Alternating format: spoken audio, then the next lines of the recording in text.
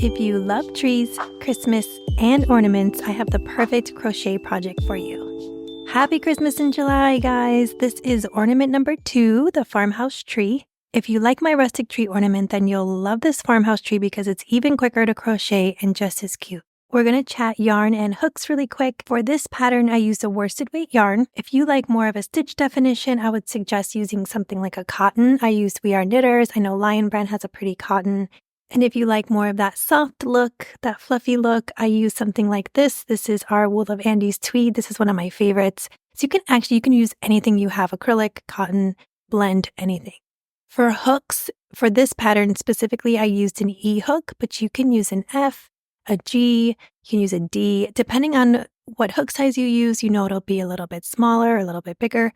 But for the E hook size, this ornament was about 2.5 inches tall.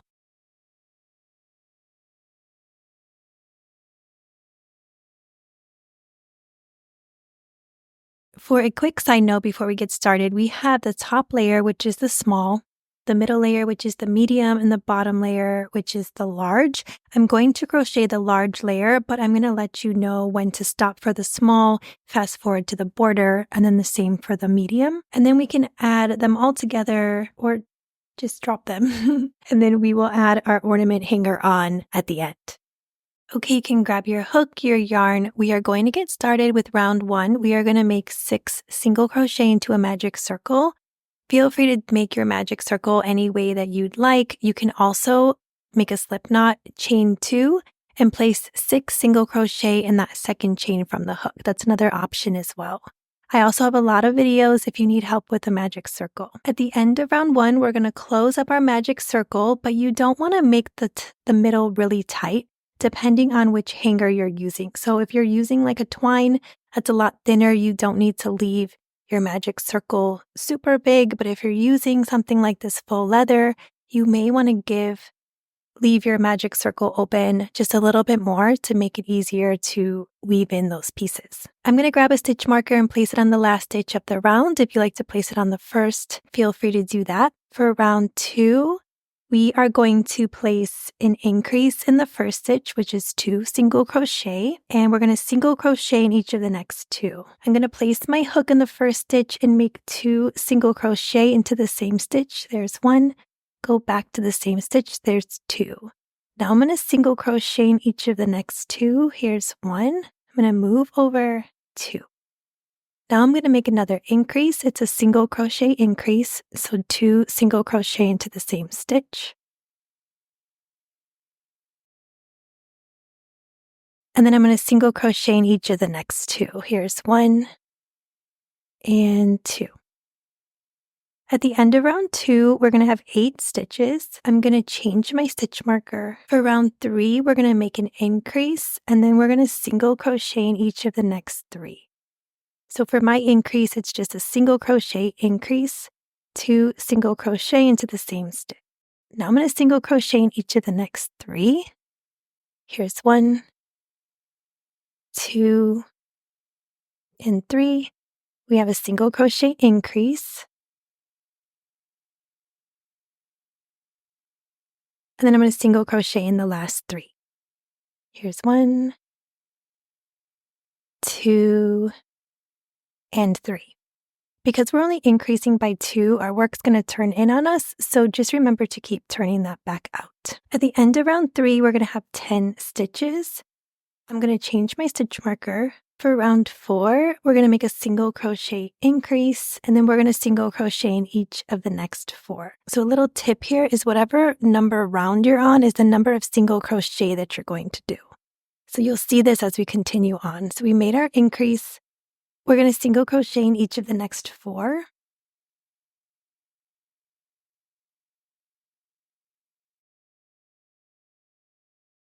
We're going to make another increase.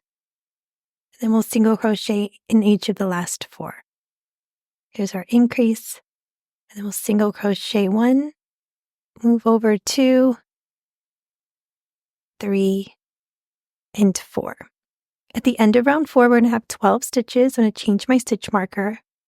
For round 5, we're going to increase in the first stitch, single crochet in each of the next 5. So here is our increase. and then single crochet in each of the next 5. You'll have to let me know if you've made my rustic tree pattern. It is like one of my absolute favorite patterns. I made so many of them. It's kind of crazy. Okay, we're going to make another increase. And then we'll single crochet in the last 5. This one just goes like a few minutes quicker than the rustic tree, which is always nice to save a few minutes. Okay, we're going to change our stitch marker. At the end of round 5, we have 14 stitches. For round 6, we're going to make an increase, single crochet in each of the next 6. Here's our increase. And then you can single crochet in each of the next 6.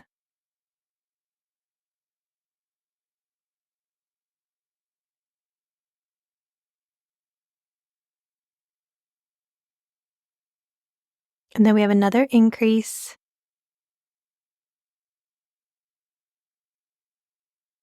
Single crochet in the last 6. I see a lot of these trees in my future too because I gifted so many rustic trees that I kind of ran out of people. So now they're going to get the new version for the new year. Okay, at the end of round 6, we are going to move on to round 7, change our stitch marker. We have 16 stitches. Round 7, we're going to make an increase and then we're going to single crochet in each of the next 7. Here's our increase, single crochet in the next 7. Also, let me know if you ended up making the wreath from the beginning of the week. I'm so curious to know if you guys made one and how it turned out. We have another increase, single crochet in the last 7. At this point, I've made like 20 wreaths, so I'm really, I think I'm going to add those to Christmas gifts this year. Okay, we're at the end of round 7. We have 18 stitches. If you are making the smallest layer, the top layer, you would stop here. Then you would go on to the timestamp that says border. You would add your border and then continue on with the video. Then you can restart it to round 1 again and then work on your medium-sized layer. If you're working on your medium or your large, we're just going to continue on to the next round. Okay, for round 8, we are going to increase in the first stitch.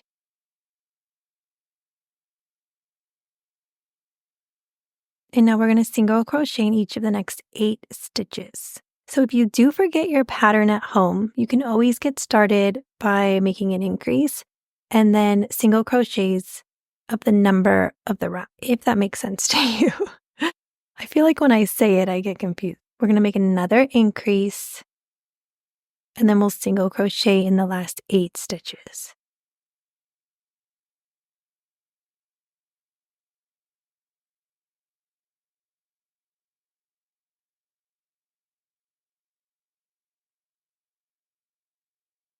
At the end of round 8, we are going to have 20 stitches. You can change your stitch marker.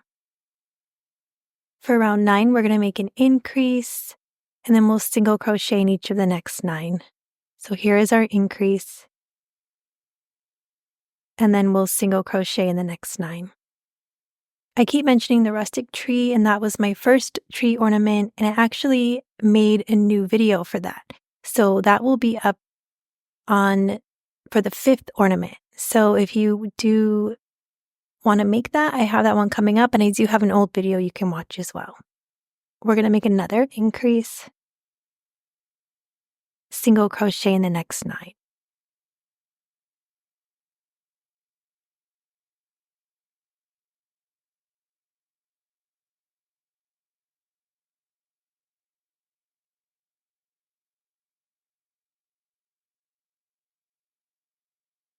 At the end of round 9, we have 22 stitches. You can change your stitch marker. If you are making the medium, the middle tree, you can stop here, go to the timestamp, fast forward to the border, and then go on from there.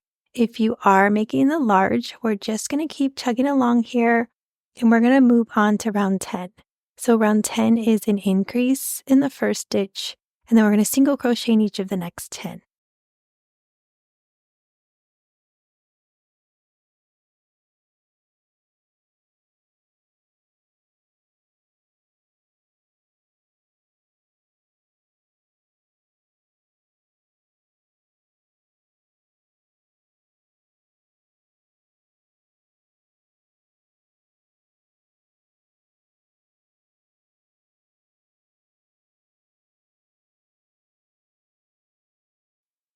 We're going to do another increase and then single crochet in each of the last 10 stitches.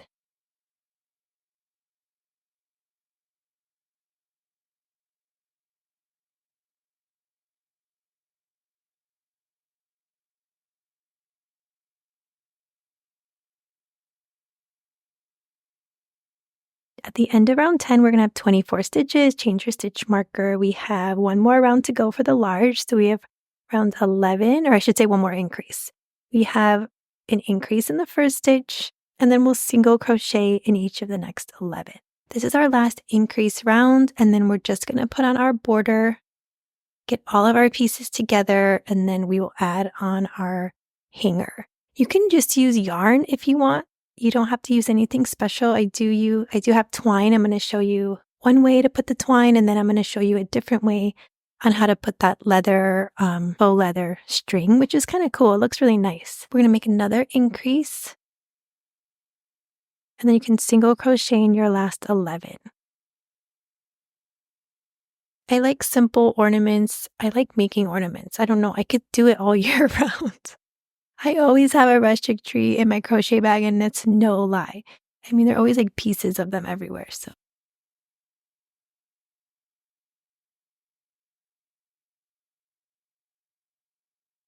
At the end of round 11, we are going to have 26 stitches. We are done with our large size, so the bottom layer, and we're going to start our border. What we're going to do first is make a chain. We're going to chain one. And then we're going to make a slip stitch in our first stitch. So pull your yarn through, pull it through. Then we're going to chain one again, and then slip stitch in our next stitch. Chain one, slip stitch, chain one again, and slip stitch. So that's all we're doing all the way around. We're chaining and slip stitching. Chain one and slip stitch. Oops. The slip stitches get slippery sometimes. So that's all we're doing all the way around. This is a really simple border, but it leaves this really pretty, almost like a very subtle ruffle, which I think is really pretty. And it kind of gives it like a more of a modern look rather than like super frilly. But if you do like frilly, I do have another version that's coming up in, I think, a week or two, and I'm calling it the ruffle tree. So it has a really ruffly bottom. So if you like really roughly, wait for that one. Continuing to chain one and slip stitching all the way around. Once you get in the momentum, you can do it pretty quickly. But sometimes that slip stitch just, for some reason, slip stitches slow me down quite a bit.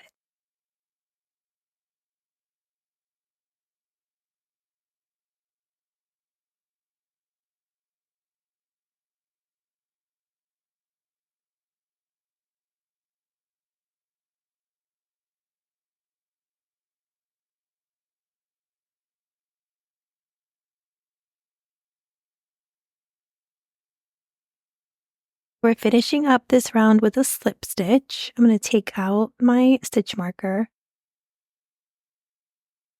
Because we're working in the round, we're just going to finish up just a tiny bit higher than our last round. I'm going to do something called a seamless join, so I'm going to leave a bit of a tail, and you can fasten off if you'd like. I'm just going to do something a little different. I'm going to pull this yarn all the way through, and then I'm going to grab my yarn needle. I'm going to weave that in. I'm going to place my yarn needle underneath the two loops of the stitch next to the one that I finished. I'm going to pull that through. And then I'm going to go right down the middle of the loops of that last slip stitch that I made. I'm just going to pull that in and just kind of make it like a little bit of a faux stitch. Just because we're ending a little bit higher, I want to try to make it look as even as possible. And now you can go ahead and just weave in your yarn. You can also weave in your magic circle pieces. I get a little bit lazy, so sometimes I don't do the small and the medium. but I will do the large only because that is where you'd possibly see the bottom. So I'm just going to flip this out and just weave in that magic circle bit. And you can do that on the small and the medium too. Sometimes if you don't, your hanger will get a little stuck and it'll pull out. So if you don't want to be messing around with that, you can just weave it in.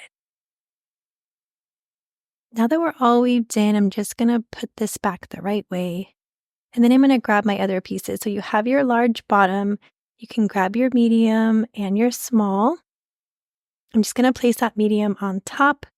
And then you will notice that there's this tiny divot in our last round on our border. And if you wanted to, you can line up all of those little mini divots. You'll see it here. And then we have that small one here. I'm more type A, so I like to line them up and then put that in the back. But if you don't even notice, people who don't crochet are definitely not going to notice. So here we have our tree all ready. Another quick side note here, if you are going to gift these or sell these, especially if you're going to sell these and you put on your hanger and you feel like the layers are just not sticking together, they're kind of falling apart, I would just add a little bit of this Aleene's tacky glue, or any fabric glue is fine, but I really like this one. You can just add your hanger and then add a little bit around the edges and let that dry, and then you're good to go. Moving on to our hanger, this is option 1. I cut a piece. This is probably about 13 to 15 inches long. I tend to make them longer than I probably need, but I like to have that extra security of having enough. I'm going to add that to my yarn needle. I'm going to go and make sure that it's in the middle. And then I'm going to take my needle and just go up through the middle, the magic circle of the large layer. And then I'm going to grab my medium and go up. And then I'm going to go up through that small guy. From here, I'm just going to make a knot at the end, and you could have done this before you added it, just did this a little backward. So I like to make a double knot. And then you can pull that all the way up through your layers. Once you have that, you can cut off that extra piece, and then you would just make a knot at the top. This leaves you with the knot at the top, and some people like this look and some people don't. So this is totally up to you. This is option 1, and this is the easier way to go. Maybe not easier, quicker. Should say quicker. Once you have your knot, you can just cut off the end. And that is it. There you go. And then if you wanted to, you could always add fabric glue at this point and then let it dry. For option 2, I'm going to do it with this faux leather. I cut about 13 to 15 inches. We're going to add both ends into our yarn needle, and then I'm going to pinch that shut. And instead of going up through the bottom, we're actually going to go down through the top. So take your yarn needle, and this is where you'd want to leave your magic circle a little bit bigger if you know you're going to use something thicker. I'm going to pinch that again. And I'm going to go down the magic circle of the medium. Make sure that you get both ends. It gets a little tricky sometimes. I'm going to pull that through. At this point, you don't want that hanger to come out, so you can just grab your hook so that it stays in place. Pinch that end again and then pull it through to the large layer. Sometimes the tops kind of get pushed in, so you just want to make sure that everything is pushed out. So I'm just going to do some maneuvering here. When you feel like everything is in place, I make the knot, and my goal is to make the knot at the edge of the border. That way I know that I'll have enough hanger on top. It was a little bit lower than I wanted, but I'm just going to go ahead and see how tall this looks, because we can always readjust. Okay, yeah, that was a little bit taller than I like, but you know what? It's okay. Next time you can just stick your knot a little bit higher than mine, ending at about the edge of your border. And this red one is how it should look. Okay, at this point, you could add your fabric glue if you wanted and let that dry. If you wanted, you could also add a dab of fabric glue where the knot ends inside the large tree, and that will keep that bottom in place. Here's all our different trees. So I have one in like a blend yarn. like a acrylic yarn, two are in cotton, and then one is in my tweed yarn. So you can see the different looks here. The acrylic one's definitely a little bit bigger, but they all look great. So let me know what you guys decide to make it in and what kind of ornament hanger you're using. And I'll see you guys in a few days for ornament number 3, which is going to be our holiday bell. So see you guys soon.